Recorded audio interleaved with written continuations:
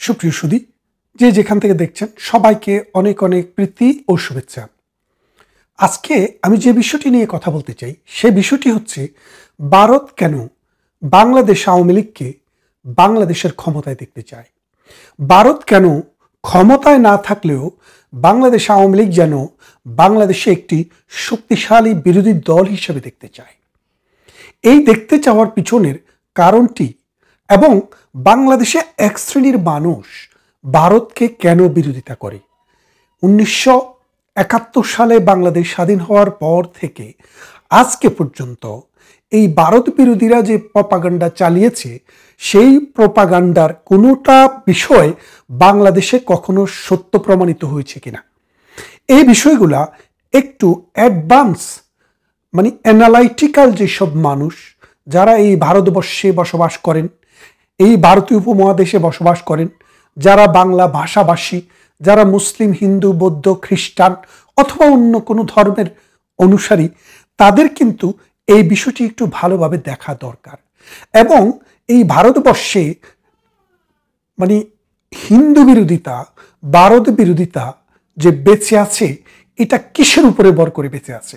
আপনারা দেখেন, বাংলাদেশ যখন 1971 সালে স্বাধীন হয়, ভারত কিন্তু বাংলাদেশের সেনাবাহিনীর সাথে, বাংলাদেশের মুক্তিযোদ্ধার সাথে, বাংলাদেশের যে প্রবাসী সরকার তাদের সাথে কাঁধে কাঁধ মিলিয়ে যুদ্ধ করে আমাদের দেশটিকে স্বাধীন করে দিয়েছে।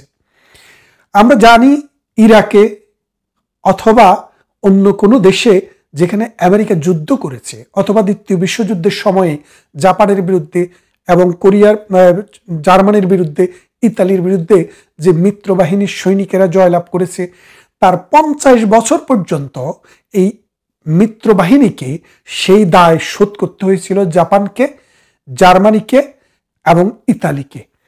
তাহলে বাংলাদেশকে যে স্বাধীন করে দেওয়ার ক্ষেত্রে একটা বড় ভূমিকা রেখেছিল ভারত। ভারত কি বাংলাদেশের কাছ থেকে কোনো রকম অর্থনৈতিক সহযোগিতা নিয়েছিল কিনা? অর্থাৎ ভারতীয় বাহিনী বাংলাদেশে যুদ্ধ করার সময় তার বাহিনীর যে অনেক সৈনিক মারা গিয়েছে, কেউ বলেন 1500, কেউ বলেন 2000, কেউ বলেন 20,000, আমরা সঠিক সংখ্যাটি জানি না। তবে সর্বনিম্নে যে সংখ্যাটি আছে সেটিও 2000-এর উপরে। এই যে 2000-এর উপরে ভারতীয় সৈন্য বাংলাদেশের স্বাধীন দেশকে স্বাধীনতা করে দেওয়ার জন্য, স্বাধীন করার জন্য যে জীবন দিয়ে গেলেন, সেই স্বাধীন করা দেশ ভারতকে কি কোনো পেমেন্ট দিয়েছিল?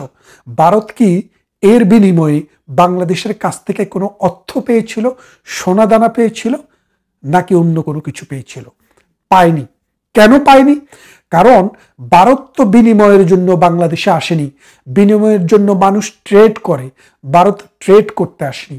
ভারত বন্ধুত্বের টানে, ভালোবাসার টানে বাংলার মানুষকে ভালোবেসে এসেছিল। এবং ভারত চেয়েছিল যে এই বাংলা হবে একটি গণতান্ত্রিক রাষ্ট্র, একটি অসাম্প্রদায়িক রাষ্ট্র। যেই অসাম্প্রদায়িক চেতনা, যেই গণতান্ত্রিক চেতনা ভারতের জন্মের প্রথম দিন থেকেই ভারতবর্ষে আছে, কিন্তু পাকিস্তান নামক যে রাষ্ট্রটি জন্ম হয়েছে সেখানে কখনো ছিল না, এখনো নেই। তাহলে দেখেন, ভারত বাংলাদেশে স্বাধীনতা যুদ্ধে অংশগ্রহণ করলো, 1 কোটি শরণার্থীকে নিজের দেশে আশ্রয় দিয়ে খাওয়ালো, বাসস্থান দিল, চিকিৎসা করালো, বাচ্চাদেরকে স্কুলে যাওয়ার ব্যবস্থা দিল। দেশ স্বাধীন হওয়ার পর তাদেরকে আবার এই বাংলাদেশে ফিরিয়ে দিল, কিন্তু তার বিনিময়ে তারা কিছুই পেল না। বাংলাদেশের মুক্তিবাহিনী ভারতের ট্রেনিং নিল, ভারত তাদেরকে খাবারের ব্যবস্থা করলো। এই যে সেনাবাহিনী বা মুক্তিবাহিনী যারা উর্দি পড়তো, সেই উর্দিটাও ভারত দিয়েছিল। যে রাইফেল ছিল, এই রাইফেলটিও ভারত দিয়েছিল। মেশিন গান, স্টেন গান, শর্ট গান, যেই সব কামান, মর্টার শেল যা কিছু এসছে সব কিন্তু ভারতের প্রতিরক্ষা মন্ত্রণালয় থেকে যে বরাদ্দ ছিল তাই দিয়েই কিন্তু বাংলাদেশ যুদ্ধ করেছে। অথচ আমাদের মধ্যে এমন নিমক হারাম মানুষ এই বাংলাদেশেও জন্মাইছে যারা ভারতের বিরুদ্ধে নিন্দা প্রস্তাব দেয়, মিথ্যা কথা বলে, প্রপাগান্ডা চালায়। অথচ আমরা জানি যে আমরা ছোটবেলায় যখন বঙ্গবন্ধুকে হত্যা করা হয় 1975 সালে, তারপরে আমরা শুনলাম কি মানে বিএনপির পুরা জামানায়, এরশাদের পুরা জামানায় আমরা শুনতাম যে ভারতের সাথে একটা গোলামি চুক্তি হয়েছে। যেই গোলামি চুক্তিটি হচ্ছে, ভারত পৃথিবীর কোনো দেশের সাথে, কোনো রাষ্ট্রের সাথে, কোনো প্রতিষ্ঠানের সাথে চুক্তি করতে হলে ভারতকে জানাতে হবে, এবং ভারত কোনো মানে ভারতের অনুমোদন ছাড়া বাংলাদেশ দেশের বাইরে কোনো কিছু করতে পারবে না। বাংলাদেশের সেনাবাহিনী থাকবে না, বাংলাদেশে কোনো আর্মি থাকবে না, এরকম মিথ্যাকার অনেক কথা আমরা শুনেছি। কিন্তু এগুলো যে মিথ্যা কথা, পরবর্তী যুগে এসে আমাদের প্রজন্ম সেটা জানলো। দেখেন, পৃথিবীতে যেই কোনো দেশ যখন সেনাবাহিনী দিয়ে, শক্তি দিয়ে স্বাধীন করে দেয়, সেই দেশের সেনাবাহিনী অন্তত 5 বছর সেখানে থাকে। জাতির জনক, শতাব্দীর মহানায়ক, বাঙালি জাতির রাখাল রাজা বঙ্গবন্ধু শেখ মুজিবুর রহমান যখন পাকিস্তানের কারাগার থেকে মুক্তি পেয়ে 10 জানুয়ারি 1972 সালে যখন কলকাতায় গেলেন, ভারতে গেলেন, তখন তিনি ইন্দিরা গান্ধীকে বললেন, আপনার সৈন্যবাহিনী কবে ফেরাবেন? আমি চাই আপনি 26শে মার্চ, আমাদের যেটি স্বাধীনতা দিবস 1972 সাল, সেই দিবসের আগেই ফিরিয়ে নেন। এবং ইন্দিরা গান্ধী কোনো বিলম্ব না করে, কোনো বনিতা না করে 1972 সালের 26শে মার্চের ভিতরে সমস্ত সেনাবাহিনীকে ফিরিয়ে নিয়েছে। দেখেন, যেই বাংলাদেশের স্বাধীনতার জন্য মিসেস শ্রীমতী ইন্দিরা গান্ধী পৃথিবীর দ্বারে দ্বারে ঘুরেছে, তারা নিজেরা রাশিয়ার সাথে চুক্তি করে, মৈত্রী চুক্তি করে, রিস্ক নিয়ে বাংলাদেশকে স্বাধীনতায় সহযোগিতা করেছে। সেই বাংলাদেশের প্রধানমন্ত্রী, সেই বাংলাদেশের স্থপতি, জাতির জনক বঙ্গবন্ধু শেখ মুজিবুর রহমান ইন্ডিয়ার কাছে প্রথমেই সেনাবাহিনী ফিরিয়ে নেওয়ার দাবি জানালেন, এবং তার দাবির প্রতি সম্মান দেখিয়ে তারা সেটা করলেন। তারপরে দেখেন, বঙ্গবন্ধুকে 1975 সালে যখন হত্যা করা হয়, পাকিস্তানি ন্যারেটিভ যখন জিয়াউর রহমানের হাত ধরে আবার বাংলাদেশে প্রথম ফিরে আসে, মৌলবাদীদের চক্র, স্বাধীনতা বিরোধীদের চক্র, সাম্প্রদায়িক চিন্তা চেতনার মানুষের যে চক্র, সেই মানুষের চক্করে পড়ে জিয়াউর রহমান যখন ক্ষমতা গ্রহণ করেন, তখন কিন্তু ভারত এত বড় রাষ্ট্র, এত বড় সেনাবাহিনী, পাকিস্তানের বিরুদ্ধে যুদ্ধ করে বাংলাদেশকে স্বাধীনতা করতে সহযোগিতা করেছিলেন, তারা কিন্তু সেনাবাহিনী দিয়ে বাংলাদেশে কোনো রকমের বিতর্কিত ভূমিকা পালন করেননি। তারা কিন্তু বন্ধুপ্রতিম রাষ্ট্র হিসেবে যারাই ক্ষমতায় এসছে তাদের সাথেই সহযোগিতার মনোভাব নিয়ে দেশ পরিচালনায় তাদেরকে সহযোগিতা করেছেন। তারপর জিয়াউর রহমানকে হত্যা করার পর এরশাদ যখন এসছে, তখনও কিন্তু তারা সহযোগিতাই করেছে। ভারত বাংলাদেশের 1 ইঞ্চি মাটিও কোনোদিন দখল করার চেষ্টা করেনি এবং দখল করেনি। বাংলাদেশে 1972 সালে ইন্দিরা মুজিবের যে চুক্তি হয়েছিল, সেই চুক্তিতে 73 সালে সম্ভবত চুক্তিটি কত সালে হয়েছিল আমার এই মুহূর্তে মনে নেই। সেই চুক্তিটিতে আমাদের যে সীমান্ত পুনর্বিন্যাস, মানে আমাদের যে সীমান্ত সমস্যা, বেরুবাড়ি, আঙ্গুরপোতা, দহগ্রাম, 3 বিঘা করিডোর সহ অসংখ্য সীমানায় অসংখ্য ছোট ছোট এই ভূখণ্ড ছিল, যে ভারতের ভিতরে বাংলাদেশের, আবার বাংলাদেশের ভিতরে ভারতের। 10,000 হেক্টর জমি ভারত বাংলাদেশকে ছেড়ে দিয়ে এই মোদির সরকার, প্রধানমন্ত্রী শেখ হাসিনার সময়ে সেটিকে তাদের সংসদে রেকটিফাই করে নিলেন, এবং 2 দেশের মানুষ খুশি হলো, এবং যেই সব সীমান্তবর্তী মানুষ ছিল তারা আনন্দের সহিত তাদের পছন্দ মতো রাষ্ট্রের নাগরিকত্ব গ্রহণ করলো। তারপরে দেখেন, আমাদের সাথে ভারতের একটি সমুদ্র সীমা নিয়ে ডিসপিউট ছিল, যেটি 25,000 বর্গ কিলোমিটার। সেটাতে ভারত বলল, আমরা বন্ধুপ্রতিম রাষ্ট্র, আমরা আপনাদের সাথে ঐক্যমত্য, এবং সেটি জার্মানিতে একটি আরবিট্রেশন হলো। সেই আরবিট্রেশনে আমরা পেলাম 21,500 আর ভারত পেল 4,500, এবং আমরা শান্তিপূর্ণ সমাধান করলাম। গঙ্গায় পানি আসে না, হার্ডিন্স ব্রিজের নিচ দিয়ে ট্রাক চলে, হেলিকপ্টার চলে, সেই গঙ্গায় পানি আনলেন প্রধানমন্ত্রী শেখ হাসিনা ভারতের সাথে চুক্তি করে 25 বছরের, যেটির মেয়াদ শেষ হয়ে যাবে আগামী বছর। সেই আগামী বছর থেকে সেপ্টেম্বরের 26শে সেপ্টেম্বর 2026-এ এটি শেষ হয়ে যাবে। যদি পানি না আসে তখন কি হবে আপনারা দেখবেন। তারপর আসেন ভারতের সাথে আমাদের আরো কত কি, হলদিয়া বন্দর ভারত আমাদেরকে ব্যবহার করতে দিয়েছে, যেটি দিয়ে আমরা 5,000 কোটি টাকার পণ্য বিদেশে রপ্তানি করতাম প্রতি বছর। এবার ভারত সেটা বন্ধ করে দিয়েছে। ভারত এইভাবে ভারত যে আমাদেরকে, এই ছোট একটি দেশকে গিলে খায়নি। ভারত আমাদের উপরে অবৈধ কোনো শর্ত কখনো চাপিয়ে দেয়নি, বহুবার লোন দিয়েছে। আমাদের যখন বিদ্যুতের সমস্যা, ভারত তখন বিদ্যুৎ দিয়েছে। আমাদের যখন পানির সমস্যা, ভারত তখন পানি দিয়েছে। কিন্তু এত কিছুর পরও বাঙালিরা ভারতকে কি দিয়েছে? বাঙালিরা ভারতকে দিল কি? 10টা কষ্ট এই বাংলার জমিন দিয়ে যাচ্ছিল ভারতের অখণ্ডতাকে বিনষ্ট করার জন্য। ভারতের অখণ্ডতা ভারতে যে গেরিলা যোদ্ধা, তাদেরকে সহযোগিতা করার জন্য চায়না হয়ে পাকিস্তানের অস্ত্র বাংলাদেশ দিয়ে ভারতে ঢুকছিল। অনুপ চেটিয়া, পরেশ বড়ুয়া বাংলাদেশে জামাই আদরে লালিত পালিত হচ্ছিল। শেখ হাসিনার সরকার ক্ষমতায় আসার পর ভারতকে, সেই দুইজনকে ধরে ভারতের কাছে হস্তান্তর করা হলো। তার মানেটা কি দাঁড়াচ্ছে? আমরা যা দিয়েছি সেটা হলো সন্ত্রাস, আমরা যা দিয়েছি সেটা হলো জঙ্গিবাদ, আমরা যেটা দিয়েছি সেটা হলো অস্ত্র, আমরা যা দিয়েছি সেটা হলো ভারতকে ঘৃণা। অথচ ভারত আমাদেরকে দিয়েছে শুধু ভালোবাসা। আপনি দেখেন, তাই ভারত কেন বাংলাদেশে আওয়ামী লীগ সরকারকেই দেখতে চায়, সেই বিষয়টি এখন আপনি ফিরে আসেন। আওয়ামী লীগ যখন আসে তখন ভারতের 10টা অস্ত্র যায় না। আওয়ামী লীগ যখন আসে, অনুপ চেটিয়া এবং পরেশ বড়ুয়ারা বাংলাদেশের ভূখণ্ড ব্যবহার করে ভারতে হামলা চালাতে পারে না।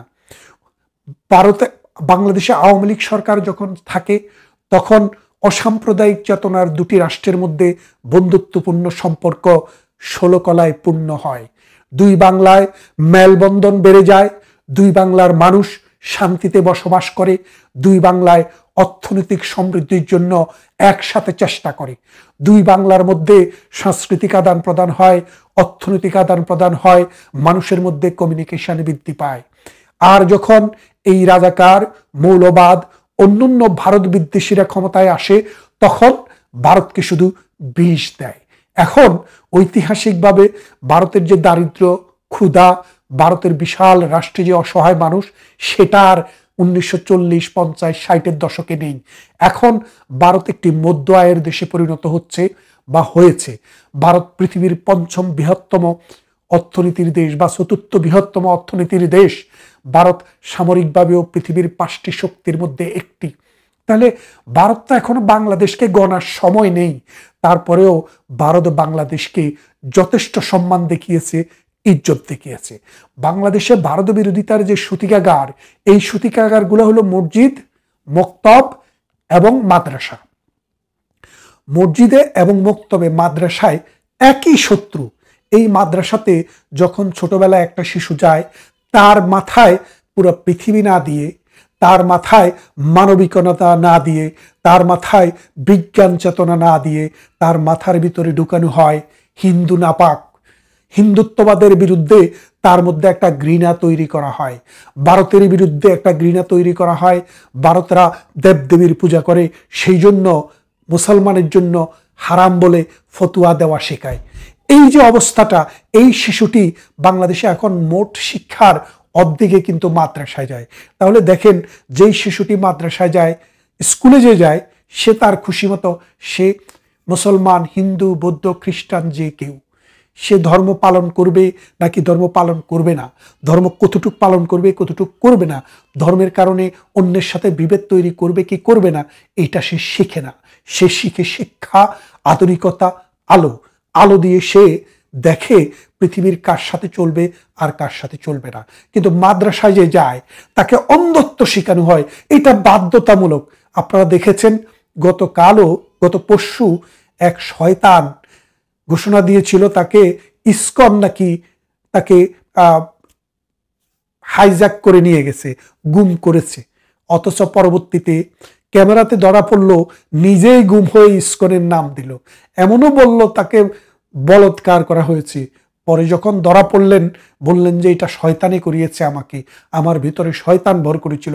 আরে ভাই, শয়তান ভর করেনি, এই লোকটাই শয়তান, এরা শয়তানের দল, এরা সবাই শয়তান। এই মিছিলে হাজার হাজার লোকের সামনে তারা যে বক্তৃতা দেয়, এদের বেশিরভাগই শয়তান। শয়তান না হলে শয়তানের কথা শোনে কেন?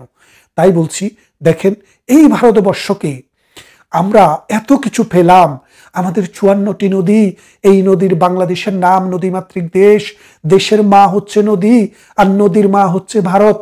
সেই নদীমাতৃকার মা ভারত, সেই ভারতের 54টি নদী, পদ্মা, মেঘনা, যমুনা, সুরমা, আত্রাইয়া, আমাদের সমস্ত নদী, সাঙ্গু, মাতামহরী, গুমতি, তিস্তা, ধরলা, সমস্ত নদী ভারত থেকে এসছে। আজকে যদি ভারত সমস্ত নদীর পানি প্রত্যাহার করে নেয়, এই বাংলা মরুভূমিতে রূপান্তরিত হবে।